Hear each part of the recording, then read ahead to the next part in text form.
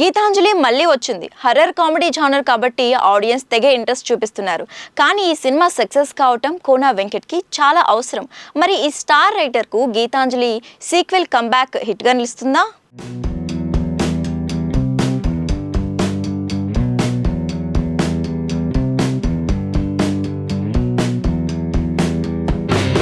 ఒకప్పుడు వరుస విజయాలతో రచయితగా స్టార్ స్టేటస్ను ఎంజాయ్ చేసిన కోన వెంకట్ గత కొంతకాలంగా సరైన హిట్స్ ఇవ్వలేకపోయారు.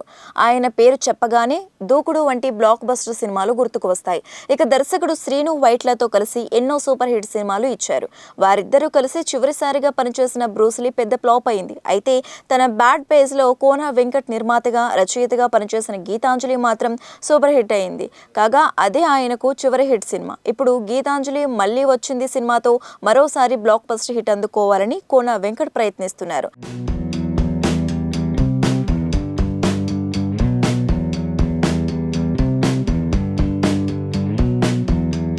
గతంలో వచ్చిన హర్రర్ కామెడీ గీతాంజలికి సీక్వెల్గా తెరకెక్కిన ఈ సినిమాని కోన వెంకట్ కథ రాసి నిర్మించారు. ఈ సినిమా ట్రైలర్ శనివారం విడుదలై మంచి స్పందన తెచ్చుకుంది. బోలెడన్ని పంచులతో సాగిన ట్రైలర్ చాలా ఫన్నీగా ఉంది అని ప్రేక్షకులు అంటున్నారు. ఇక ఈ మధ్య కాలంలో విరూపాక్ష, మసుదా వంటి సీరియస్ హర్రర్ సినిమాలు బాగా ఆడుతుండగా ఇలాంటి హర్రర్ కామెడీ సినిమాలు ఆడతాయా లేదా అనే అనుమానాలు కూడా వ్యక్తమవుతున్నాయి. అయితే సరైన విధంగా కామెడీ పండితే హర్రర్ కామెడీ సినిమాలకి ఎప్పుడు మంచి రెస్పాన్స్ వస్తుంది అని మరో వర్గం ప్రేక్షకులు అంటున్నారు.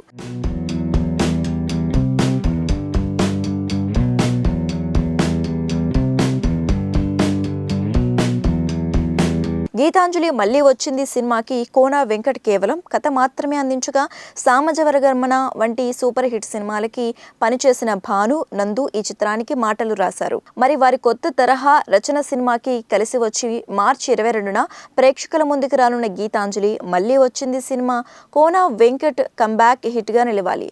చూద్దాం మరి ఏమవుతుందో.